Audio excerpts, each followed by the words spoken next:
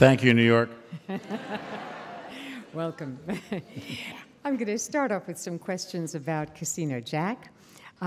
First of all, I know that you met with Jack Abramoff in prison, and we know that he was, and still is, a fairly charismatic guy who likes to seduce people to his points of view. Did you feel that he was also seducing you into making him a perhaps more likable character on screen? I think he was so bitterly disappointed that Brad Pitt wasn't playing.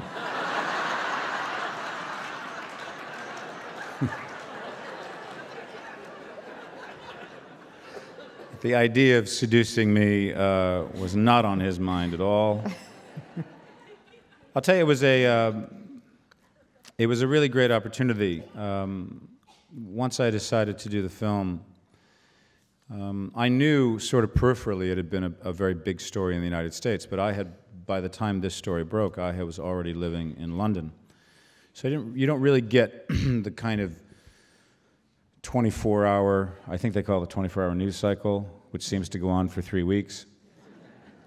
You don't get it about American politics in quite the way in England as you do here. So I kind of knew about it, but I didn't really focus on it. So I didn't know that much about him, and I didn't know that much about the case. And and I have to just start by saying that I wouldn't have done this film, it wouldn't have been the experience that it had been without a remarkable director named George Hickenlooper, who we lost a month ago. George passed away quite suddenly at the age of 47, a few days before the election. And in fact, I should mention, since George was equally fascinated and frustrated by American politics as I am, he had gone to Denver. He'd just been in Austin to show the film at the Austin Film Festival, and then he flew to Denver, where he was going to show it at the Denver Film Festival. But he was also there because his cousin, John Hickenlooper, was running for the governorship. And it doesn't surprise me, any of us who knew George, that his last public act was to attend a rally on a Friday evening before the election for his cousin.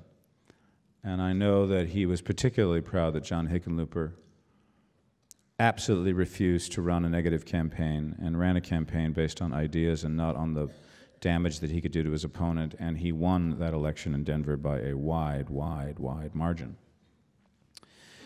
And when I met George, he told me that I might have the opportunity to meet Jack Abramoff in prison, I thought, well, if that's true and I do have this chance, then I think what I'd like to do is not to do any research. I'd like to walk into that opportunity and just have a chance to judge him as a person without a lot of commentary, because I knew there would be a lot of commentary. And later on, when I went home and I Googled Jack Abramoff, a shitload of stuff comes up. So when I had the chance, we met him in Cumberland, Maryland Federal Prison. I spent about 6.5 hours with him.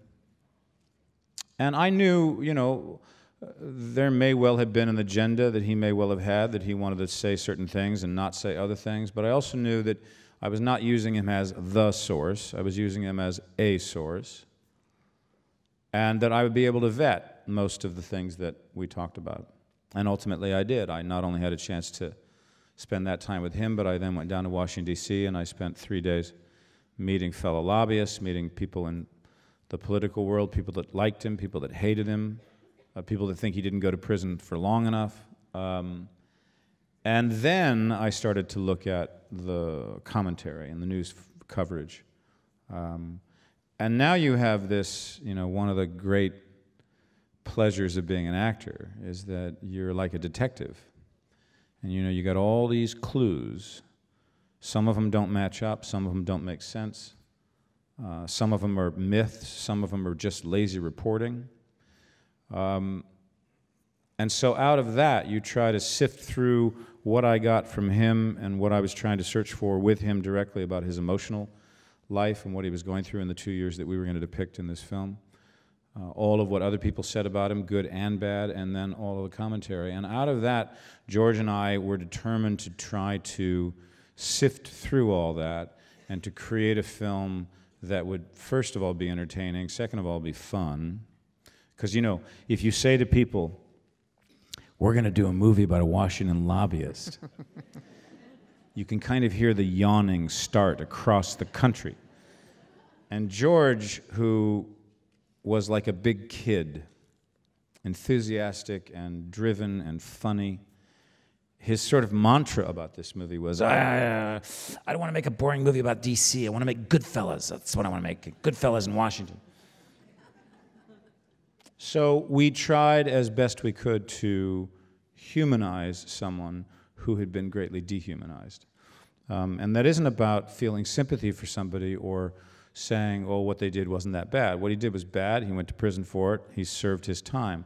But it's uninteresting for me as an actor to play somebody as a one-note, the worst person that ever walked the face of the earth, the greediest man that ever lived. I mean, those aren't particularly interesting things to play. And he was, as always, as you find in these kind of stories, a far more complex, and it was much less black and white than it was portrayed. I gather one of the things that the two of you have in common is mimicry, good at impersonations and a delight in doing them. I've read how George Hickenlooper said Kevin was speaking to Jack as Bill Clinton and Jack was answering as Ronald Reagan in what seemed like a surreal presidential summit. When you were doing... I don't know what you're talking about. I take offense at that very idea.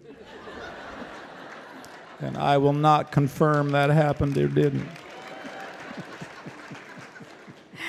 I think, if anything, you had to tone down the mimicry when you're playing Jack Abramoff. Well, there was one scene in particular to just give you an idea about how sometimes how something someone can say can remarkably shift an idea. When Jack said to us in prison that if he had known he was going to go to jail, because he never thought he was going to go to jail, but if he had known he was going to go to jail, he would have never taken the fifth in front of the Senate hearing. And George and I were driving away from the prison after this very long day with him, and we kind of looked at each other and went, well, what would that scene be like if he didn't take the fifth? And ultimately, that scene was rewritten to have this kind of fantasy thing happen. Now, the trick of that was I couldn't do the Pacino impression so good that the audience would figure it out too early. We wanted people to think, did this happen in the Senate? Why didn't I hear about this? So I kind of had to pull back on that impression until that scene went further and further. Although I do have to say I'm finding it a little bit disappointing that we live in a time when most people under 30 have never heard of Injustice for All, so they don't even understand the reference that we're making. But that's another conversation for another night. Now, as long as you're invoking Pacino both within the film and now in the conversation, I mentioned in my introduction that Casino Jack strikes me as a gangster film for our times. You know, your character of Jack is fearless, manipulative, with this overbearing pride that the Greeks called hubris. Would you agree that this is a kind of gangster film, especially because the characters love to cite The Godfather? Well, Abramoff certainly loved the movies and was involved in the movies, as you see in the film. He produced those two Dolph Lundgren films that I just keep on a loop. Although I do say that in the discussion about impressions, the funny thing is that I've expanded his repertoire because he never did Bill Clinton and he didn't do Walter Matthau, but then I didn't do Ronald Reagan, and I never had been called upon to do Dolph Lundgren. I don't think I will in the future either. Now, is it true, given the love of movies, that he did teach a screenwriting class in prison using films like Citizen Kane and Best Years of Our Lives? Absolutely taught a screenwriting class in prison, and he taught a Jewish class about his own faith. Yes, he was very, and according to him, he worked out every day.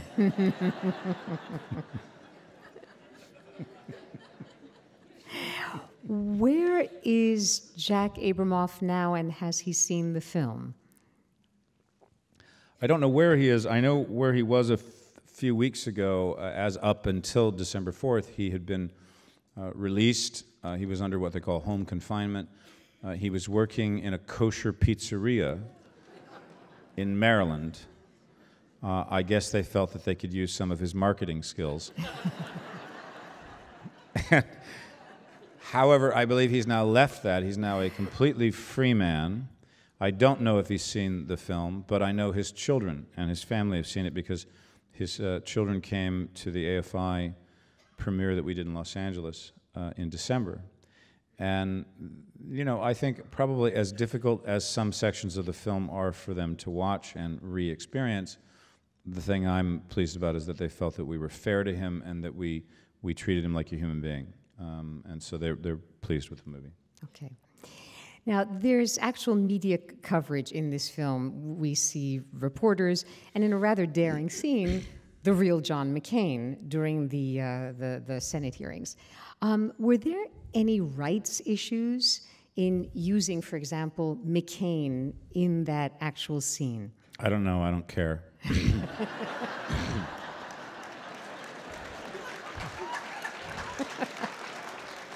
I mean, you know, the reason that scene, which we just talked about how it was born, the reason that scene was important to George and I, and important that McCain be a present character, is because the level of hypocrisy that was happening in that room, you know, look, let's face it, the Senate can't do anything legally, right? They can just point their fingers and say, you're a bad man.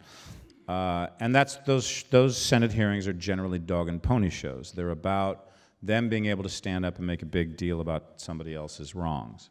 What was so extraordinary about that was that there were so many congressmen and senators who were sitting on that panel who had taken money from Abramoff, as we show in the film. But McCain himself had been paid a lot of money by competing Indian casinos trying to shut Abramoff's casinos down. So there was just this level of, okay, while it's very convenient and easy to throw someone like Abramoff under the bus, point your finger at him, call him an evil man, we're sending him to prison, and look at us, we're cleaning up the lobbying industry. I'm sorry, that's bullshit. They haven't cleaned it up. It's still a mess. We just went through an election in which more money was spent in this country than has ever been spent before, and we're trying to, in an entertaining and humorous way, show what happens to politics when power and money invade that process. Yeah.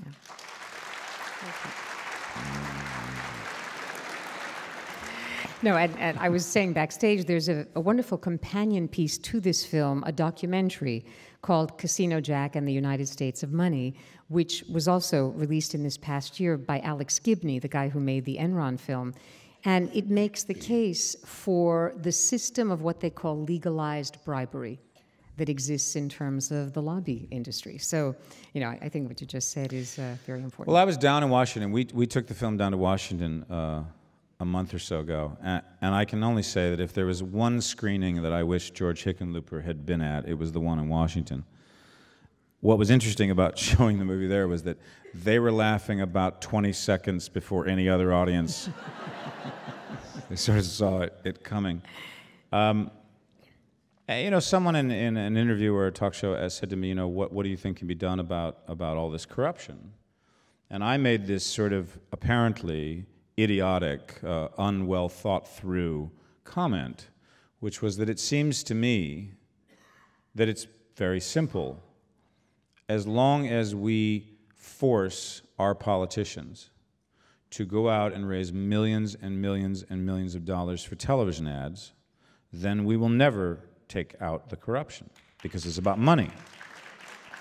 So no, it gets better. I mean, that wasn't all I said. I then said, this was the part where people called me an idiot. Why is it that we don't live in a country where the television networks use political ads as a public service? And they are for free. Now, every network executive hates me. I realize that, and I realize that there are issues of First Amendment, there's issues of, all right, well then who vets the ads? Because right now, a politician can run an ad against an opponent that is absolutely untrue. And we'll find out later that what that ad said was absolutely untrue. So why aren't ads being vetted now? Why are people allowed to raise millions and millions of dollars and do these kind of negative campaigns? So I think that if you remove the money, you'd have a good shot at removing the corruption. Wow. I Silly me.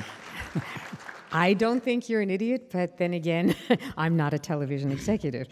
I was fascinated by the way that Casino Jack opens, because the image of a man brushing his teeth and then talking into a mirror, that's already pretty good, but the intensity of that first scene. I was wondering if for an actor, there's an almost greater challenge in doing the rest of the movie if you start at such an emotionally high level. Well, you've decided to ask a question that so, to me, brilliantly illustrates why film is so remarkable and why film is, in fact, the director and the editor's medium. Because we were halfway through shooting the movie, and I said to George that I felt that we were doing a series of scenes over a number of days where things were happening to Abramoff and the house of cards was starting to crumble.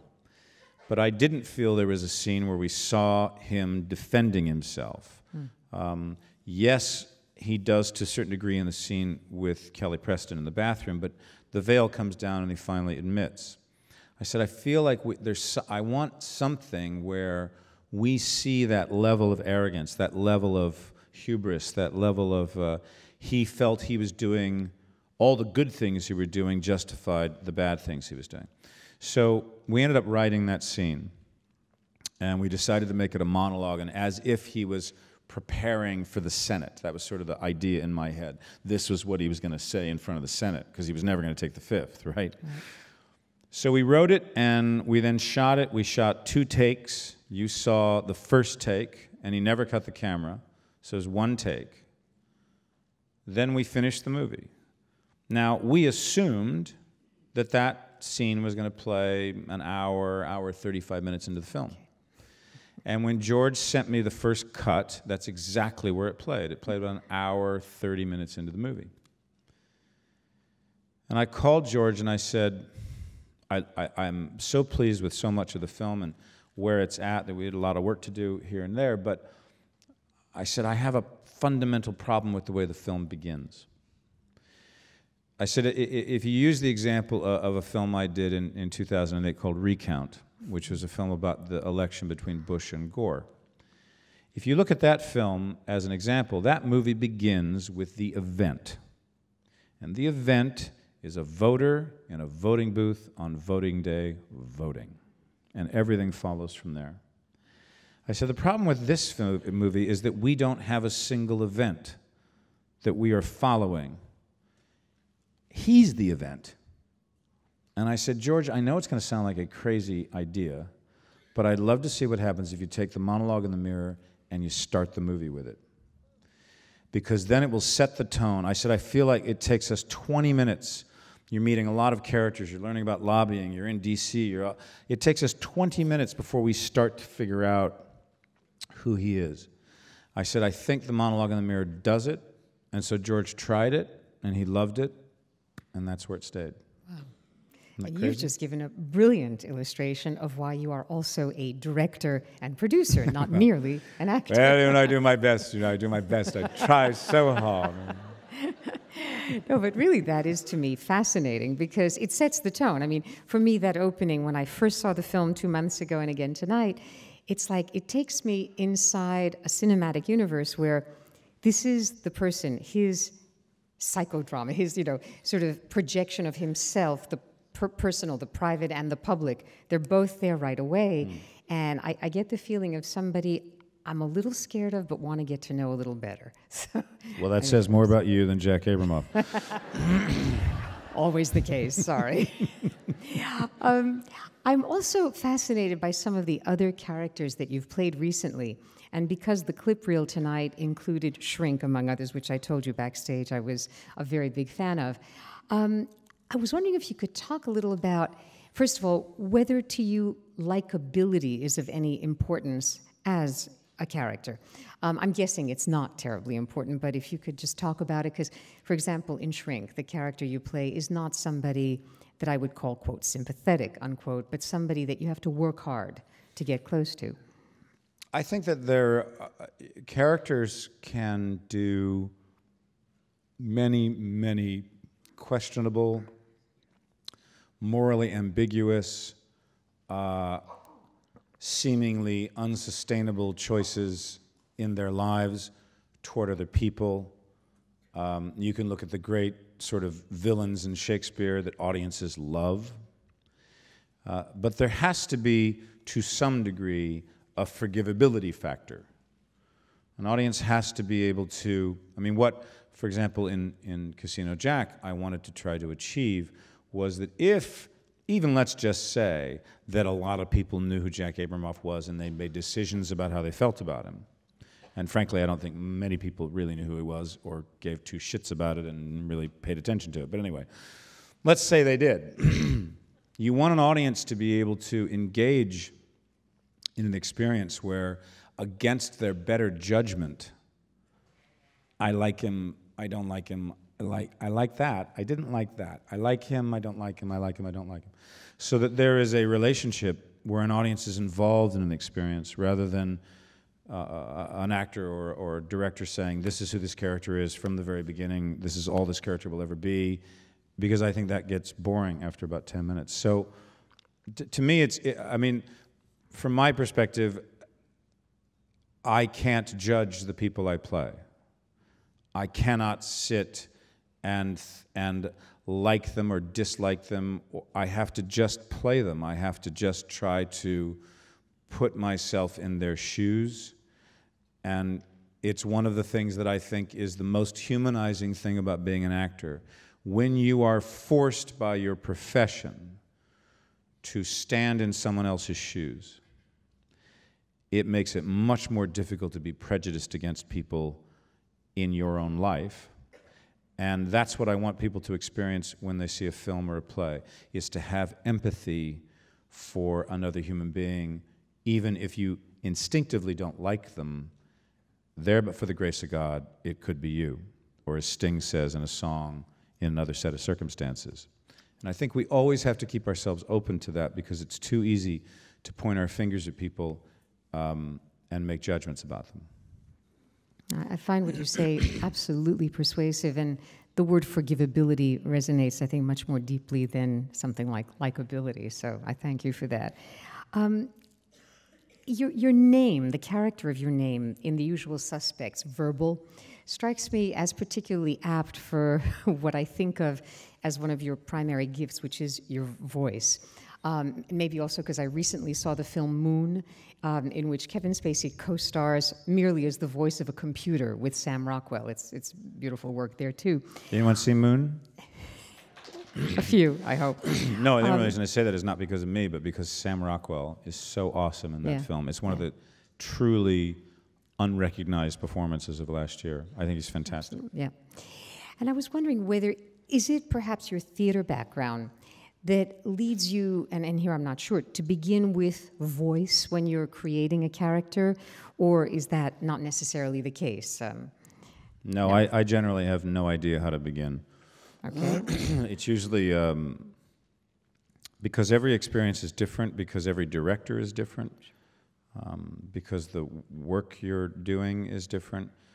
Every time out of the gate is a kind of terrorizing, how the fuck did I get involved in this? And then before you know it, you're on stage and you're performing, going, fuck.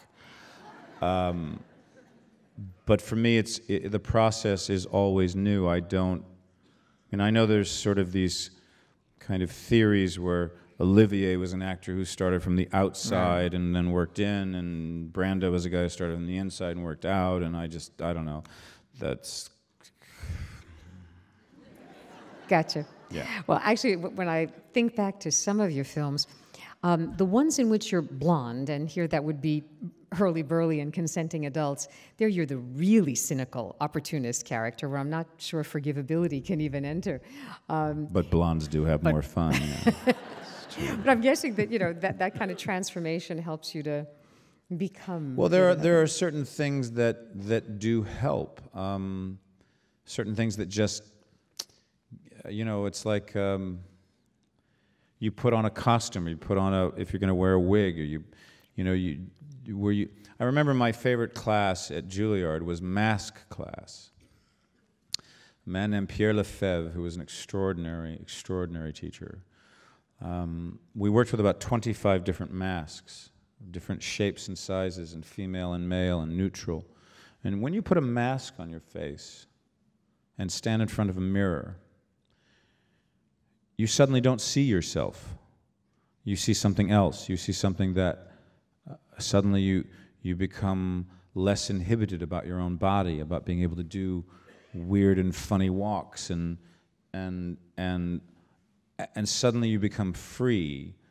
And that's always the kind of feeling that I want to have, is that I can be free to try to bring this character to life and to try to serve the writing, which is, in my mind, the single sole responsibility of the actors, to serve the writing. And so it's all about that incredible thing that can happen where one little thing, a costume, it can be tiny, tiny things that can help you bridge that gap into becoming someone for a period of time. Or being bald as Lex Luthor in Superman Returns, that too. Which, by the way, I was always wondering whether one of the reasons that you might have been drawn to the role of Lex Luthor in Superman Returns was in order to have scenes with Marlon Brando, even though in the film it's the ghost of Brando taken from old footage that was shot for a previous Superman film. Was that something that was in your consciousness at all?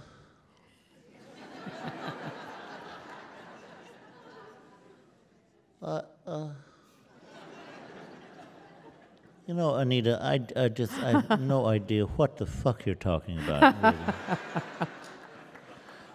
No, my sole reason for that was Brando, by the way, for people who are unsure. My sole reason for doing that movie was Bryan Singer, because if it hadn't been for Bryan Singer, fighting for me when he wanted me to do Usual Suspects, which I can say now, none of the financiers wanted me to do Usual Suspects. He got offered a lot of money in his budget if he'd recast my role with someone who was well known. And Brian's argument to the financiers was, if an audience comes in having any idea who this actor is, they're going to expect him to turn out to be something, and I have to have an actor the audience will not suspect. And ultimately, he won. So I owe Brian a lot, because that was really, in large measure, the beginning of my film career. And I just love working with Brian. So that, for me, was a great experience to shave my head and go down there and have some fun in Sydney. And if I remember correctly, we leave your character stranded on a beach in Superman Returns, which to me smacks of the possibility of a sequel. Has that come up at all? To my knowledge, there is going to be another Superman movie, but I don't think any of us who had to do with that movie are going to be a part of it. I think that they have decided to reboot it, as they say in this business, and they are going very dark, from what I understand. So sort of Dark Knight kind of direction. Okay. And I suspect that none of us will be getting calls. Too bad. In the clip reel tonight, we ended with Beyond the Sea. And when I first saw that film, I was so taken with the songs and their delivery that I assumed it was Bobby Darin, and learned about halfway through that it was actually you singing. which just leads to the question of whether you've been tempted at any point to do a stage musical where you could actually use what are clearly some singing gifts too. Yes, and one of the things that I've been doing at the Old Vic for the past 8 years is to try to see if we could find one, but I'm not interested in doing a revival of a musical unless it would be with an entirely new book, because some of the problems with the old musicals is the books just aren't any good. And so, trying to find the right vehicle, trying to find the right role in a vehicle. There have been a couple that I've sort of circled, but nothing has so far made sense. And also the problem with doing a musical, and particularly a new musical, for the role that I'm in at the Old Vic, which is that I'm not at the Old Vic to champion a new, big, huge Broadway musical. That's a long, long commitment and not one that I'm willing to make while I'm artistic director. So sometimes my notion of, oh, let's put on a little musical for 12 weeks is not someone else's notion of, you got to sign on for 6 months and stay with it. So I'm not in a position to really dedicate myself to that. Okay. But I do hope to be in Vegas soon. Okay. Casino, Kevin. No. Casino Kevin. I also have a question about you as producer, because one of the things that I find really interesting is your production company, Trigger Street, has been involved in making not only the films in which you star, but, for example, The Social Network, Bernard and Doris, a film I loved on HBO with Susan Sarandon and Ralph Fiennes. Could you talk a little about, I know it's Dana Brunetti, your producing partner, who does the actual producing, but what your involvement has been in something like Social Network or any of the others that you've produced? Yeah, well Social Network was an idea that Ben Mesrick, who wrote the book Accidental Billionaires, which Social Network is based on, he had written a book called Bring Down the House, which Dana and I made into a film called 21, which was about card counters in Vegas. And Ben came to Dana and I about 4 years ago, and he said, I have an idea that I want to do a book about how Facebook happened. And Dana's and my first reaction was, yeah. So what does that have to do with us? And he said, no, but I think it could be a movie. And we were like, a movie about Facebook? Yeah, I don't get that. I don't get it. But then as we began to investigate, we began to do research, we both realized quite quickly that it had all the hallmarks of what makes great drama. Because it wasn't so much about a website, it was about friendship and betrayal and power and invention and a kind of Rashomon. You know, Aaron Sorkin, who we fortunately got to write the screenplay, found such a brilliant device in terms of how to tell the story, which was to use the various lawsuits that were happening to Mark Zuckerberg. Because, you know, you got people who went into rooms and raised their hands in depositions and swore to tell the truth, and none of their stories match about what happened 7 years ago in a room. And whenever that occurs, you've got this chance then to tell a story that an audience is going to be able to make up their own mind about what's true and what's not true. My involvement in that film, you know, really is that, A, I believed in the idea once we had it going, once we had the book proposal, which we then brought to Sony through Mike DeLuca, who's one of our partners. And the fact that Sony, I have to say, I'm enormously pleased and delighted that Amy Pascal greenlit that film. It is a movie that has no explosions, no car chases, no sex, no guns. It's people in rooms talking. And it's the best film that they think they produced in decades. So, yeah, you're right. Dana Brunetti is the man on the ground, and the truth is that because he took over the company coming on now 8 years ago since I moved to London, I always kind of had a feeling that when I moved to London that my company would take a hit. I wasn't going to be around. I wasn't going to be doing pitch meetings. I wasn't going to be in town. But Dana has taken the company, and he's ridden it incredibly well, and I'm enormously proud of him. And here's, to me, what is a great story. 10 years ago, he came to the Academy Awards as my assistant. And this year, he might well be going as an Academy Award-nominated producer, and that's a pretty cool story. Very cool indeed, yeah.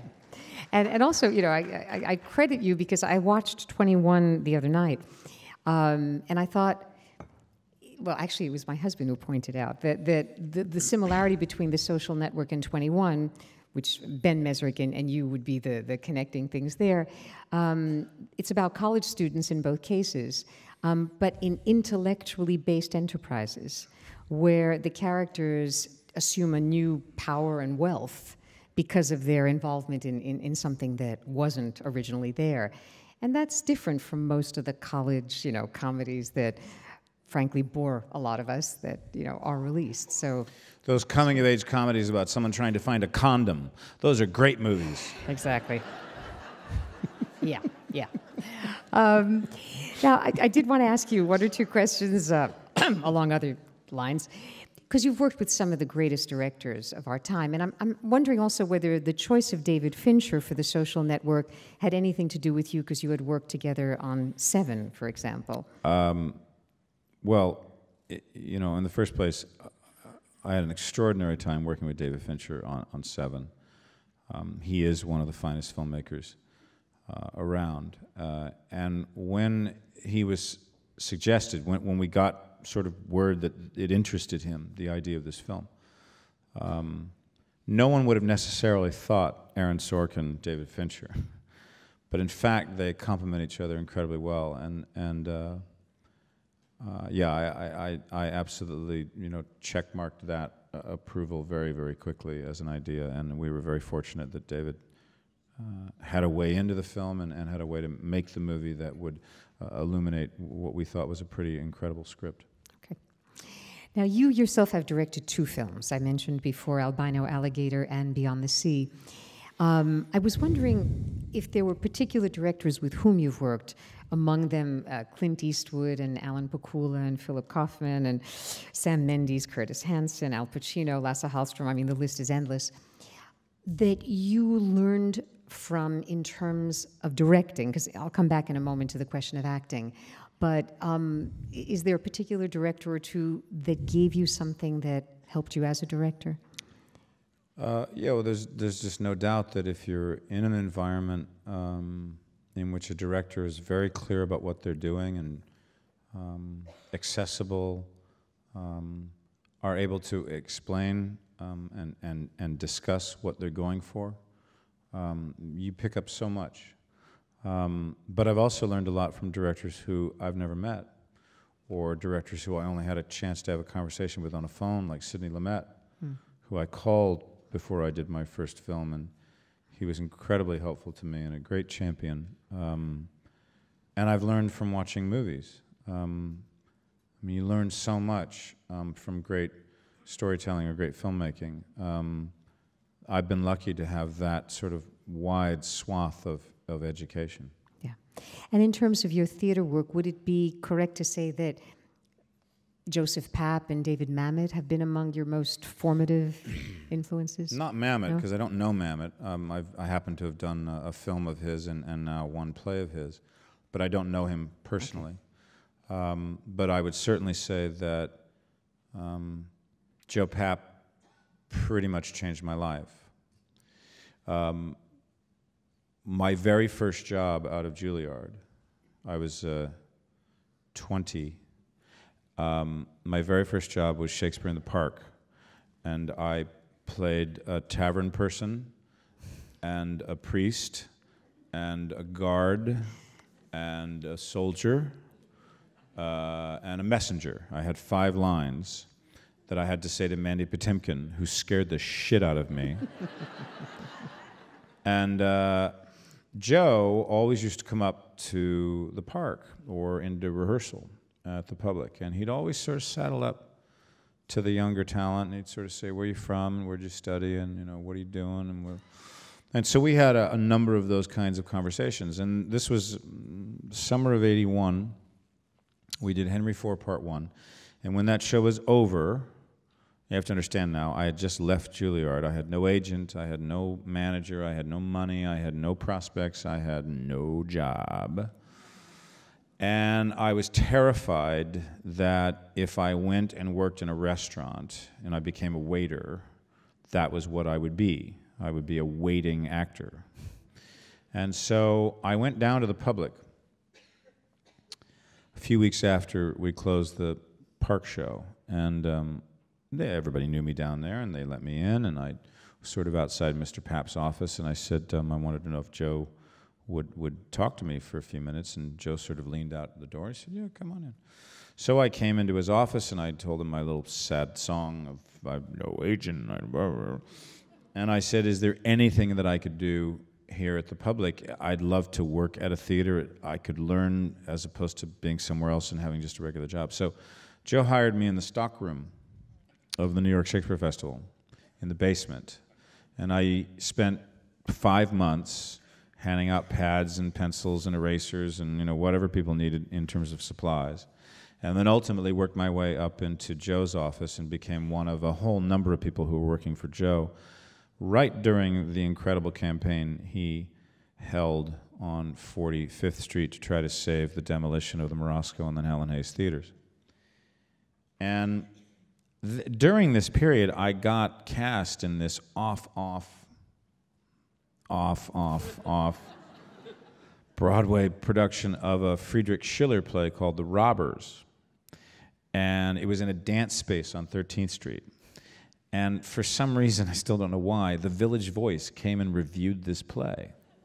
And I got a review in the Village Voice that was pretty good review. It was my very first review. It actually compared me in the same sentence to Marlon Brando and Carl Malden.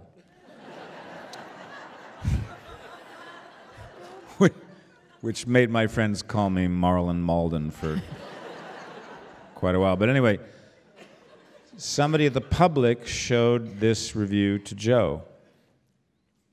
And the next night, Joe showed up on this little dance space on 13th Street, and he saw this play. And the next day, he called me into his office, and he fired me. And I was like, what? He said, you've been working here now 8 months. You've gotten very used to this paycheck. Last night, I went to the theater, and I discovered an actor on stage. So I'm pushing you out. He gave me 4 weeks' pay.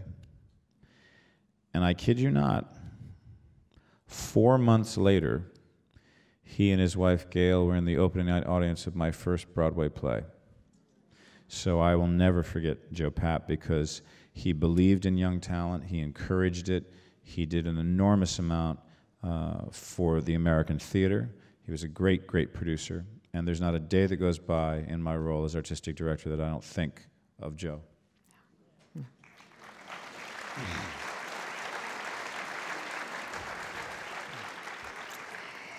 In the context of great people who've shaped you, in terms of actors, I remember that when you won the Academy Award for American Beauty, you dedicated it to Jack Lemmon, and I showed a clip of you with him in Glengarry Glen Ross. Of American actors, is he the one or one of the few that you have somehow been informed by in your work or in your being? Yeah, I was enormously fortunate that I grew up at a time in Los Angeles when there was a great deal of money in schools for the arts. The money's gone now, or it came back and all went to sports. But at the time, the experiences that I got as a young, budding somebody, I wanted to be an actor, and I was 11, 12, 13, 14, 15, 16. We got taken to so many professional productions. I got to see people like Katharine Hepburn on stage in plays, extraordinary productions. It's where I first saw The Norman Conquests, which we ultimately produced at the Old Vic and brought here to Broadway.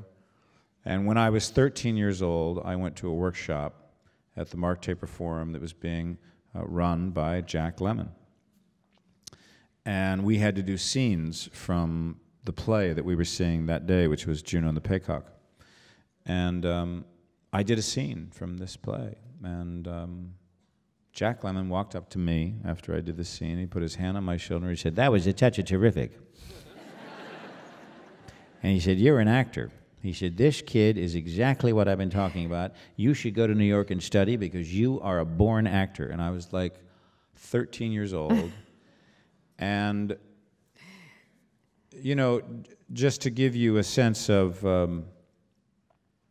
what it can mean to a young person to say the right thing, to say the right encouraging word can be life-changing.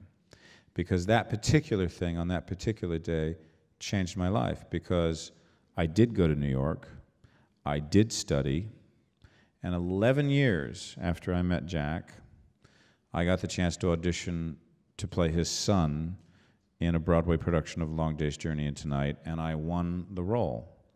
Because after I did this scene with Jack, I'll never forget this, in this rehearsal room down at 890 Broadway, I did this scene, I was just relentless with him. It was this, you know, the O'Neills, you know, very, very tough family on each other. And Jack walked up to me and said, "You know what, I never thought I'd find the rotten kid, but you're it. Jesus Christ, what the fuck was that?"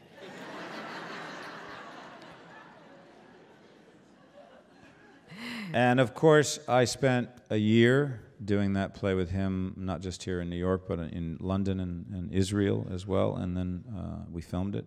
We then ended up making 3 movies together. He became the most important mentor in my life, a father figure to me. And Jack had a philosophy that I have adopted as my own, and it has been the backbone of the work that we do at the Old Vic. Jack had this belief that if you've been successful in the business that you wanted to be successful in, then it is your obligation to spend a good portion of your time sending the elevator back down. And I thought that was such a great way of putting it, that is what I have been doing for the last 8 years at the Old Vic, is trying to send that elevator back down. Wow.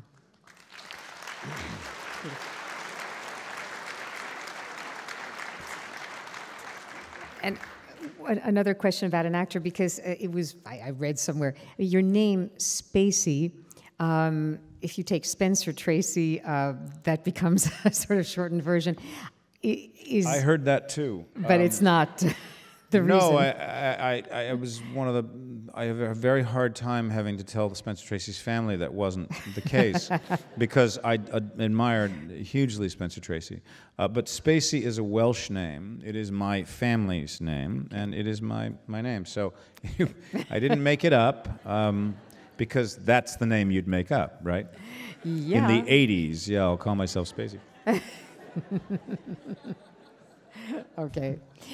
And I'm curious, you've been now 8 years in London, and has that changed your perspective at all on the American stage or American cinema, or has it pretty much stayed the same? My life has changed in so many respects because of the decision I made. And you have to kind of put it in context, which is that I've always been a theater actor from the time that I was the youngest. I was 11 years old and 8 years old when I knew I wanted to be an actor. I did that for almost, up until I was in my late 20s, early 30s, started to make films. I made a very conscious decision in about 91, 92 that I was going to focus on film. I was going to see whether or not I could carve a film career out for myself, because I was basically, a New York theater character actor. And that is what I am.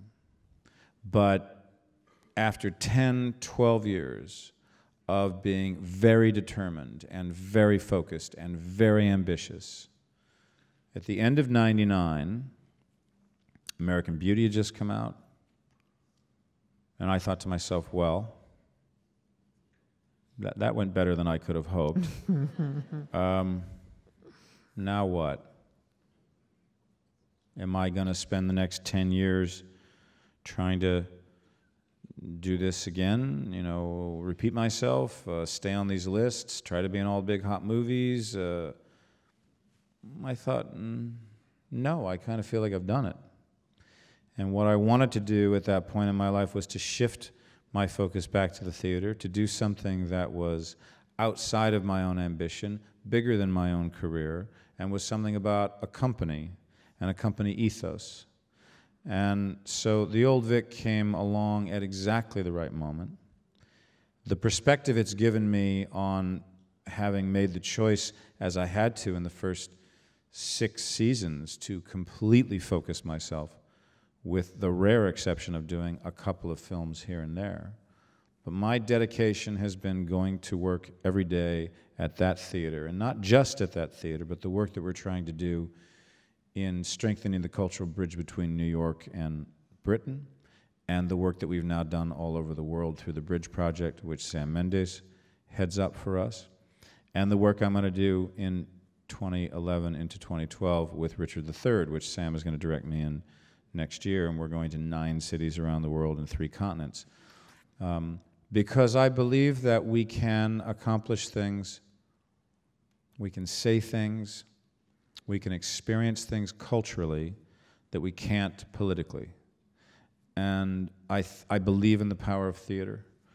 And the decision to go to London has been the best decision I ever made in my life, because I now have a completely different perspective on the film business, but I also have a completely great new, huge appreciation for the living theater and its value. Okay. I have a lot more questions, but I'm guessing that some of you do as well. If we could get the lights a little bit up here, and if you raise your hand high, I will quickly repeat the question. Yes? My question or comment about the film, Casino Jack, it's not really about the film or the plot itself, but the film is about morality, it's about ethics, it's about corruption. Casino Jack seems to be about morality, ethics, corruption, greed. Okay. However, in the movie, and I stopped counting after 20, there were at least 20 scenes of characters smoking. There were at least 20 scenes of characters smoking. My impression was this was a product placement. My impression, the man says, is product that this was placement. product placement by cigarette companies. Because I thought nowadays we're not doing that in movies anymore. Because nowadays we don't seem to be doing that in movies anymore. I can only tell you, if that was product placement, I did not get my share of that money, I'll tell you that. And nor did I smoke in the movie either.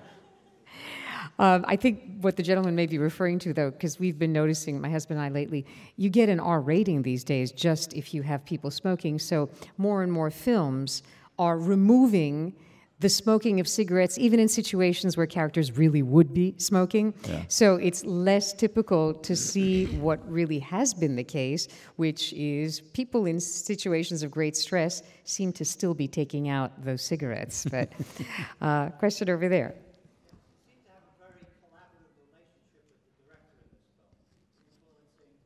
You seem to have a very collaborative relationship with the director, George Hickenlooper.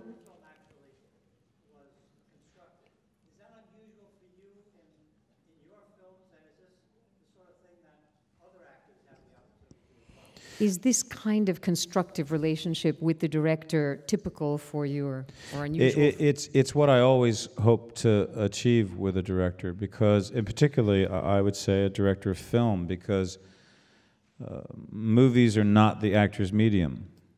They're the director's medium. Ultimately, my job is to try to serve the writing and to try to give a director as many colors as they require and as many choices as they need in order to create the painting that they want to create. But ultimately, it's going to be their painting. And it's hugely important to me to have a honest, open, trustworthy, hugely collaborative and positive experience with directors. And I've been very lucky because 9 times out of 10 I have. It's very frustrating when you don't have that kind of collaborative relationship where, you know, because it's just like anybody. I mean, a little bit like this. You cook a meal with a family, you know.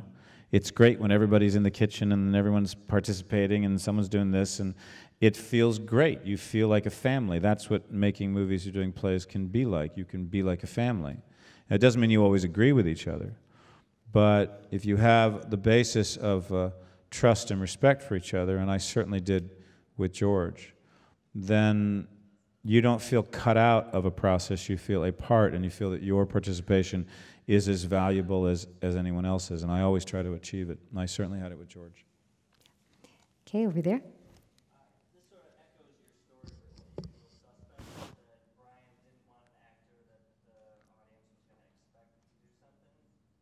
One of the most brilliant things I thought in Seven was that you went completely uncredited. The poster and the marketing and then the opening credits until the end credits, you were credits. Was that also so that the audience wasn't? I'll just repeat. This is a question about Seven related to the story of Bryan Singer fighting for Kevin Spacey, unknown to be in The Usual Suspects. The fact that Kevin Spacey's name was not in the opening credits, and that it was almost a surprise until the end credits to have the name visible, was that partly so that the audience wouldn't be expecting? Yeah, look, it was a calculated risk, but see, I had auditioned for that film, but I didn't get the part. Somebody else got the part. And then on Christmas Eve, I'll never forget this, I was here in New York with my mother, and the phone rang, and it was the producer of Seven going, "Kevin, hi, how are you?" I'm like, "Fine, why are you calling me on Christmas Eve?" He goes, "Oh, you know that actor we hired? We fired him." And he said, "We'd like to know, can you get on a plane?" This was a Friday night. "Can you get on a plane tomorrow or Sunday and start shooting on Tuesday in Los Angeles?" And I said, "Well, it'd been a couple of months since I read it." And I said, "Yeah, I'll read it again."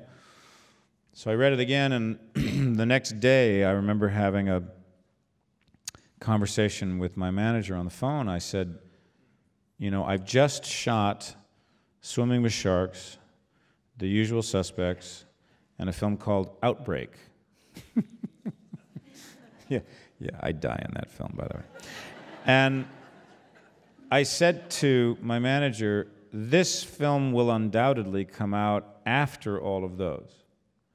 And if any of those films do well, then people might start to connect the dots of, oh, that was that actor in that one, and no, now he's in this one, and now..." And I said, I feel like because the character in Seven doesn't really show up in the film until almost the last reel, that if an audience sees my name, or they're putting pictures of me out there or advertising me, then it's going to take about 20 minutes for the audience to know who's playing John Doe. I said, I think it's a much more interesting prospect that the audience has no idea who this character is. So that two things will happen. If any of the films I've done do well prior to this one coming out, then there'll be two things that will happen when the character shows up on screen. Oh my God, there he is, and who's playing him? And that's exactly what ended up happening. But I can tell you this, it was a near deal breaker, because New Line Pictures fought for almost 48 hours on this issue. And it, for me, was the deal breaker. I was like, I'm either going to do the movie and you're going to agree to these conditions, or I'm not going to do the movie. And they finally agreed. And so that's why you never saw me build, you never saw my name. I did take the first credit at the end of the film, but I thought, well, that's the time to take it. And by the way, everybody thought I was fucking crazy. But I thought it was better for the movie. That's good. Also, I just remembered something that I had wanted to ask you.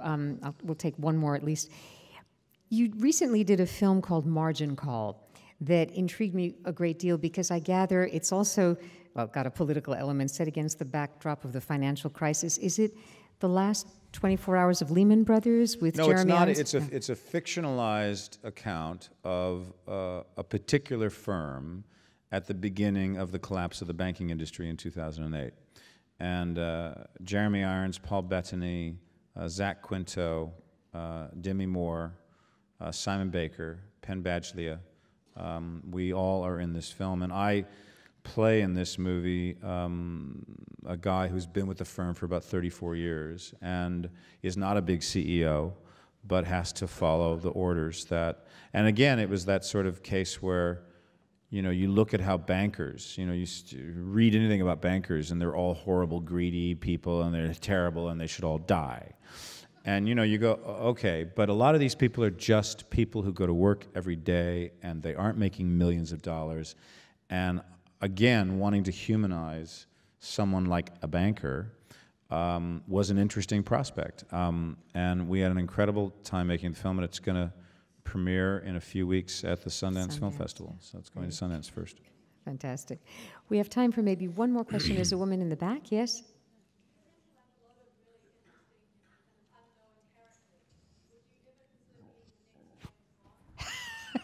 You've done so many different characters. Would you ever consider being the next James Bond?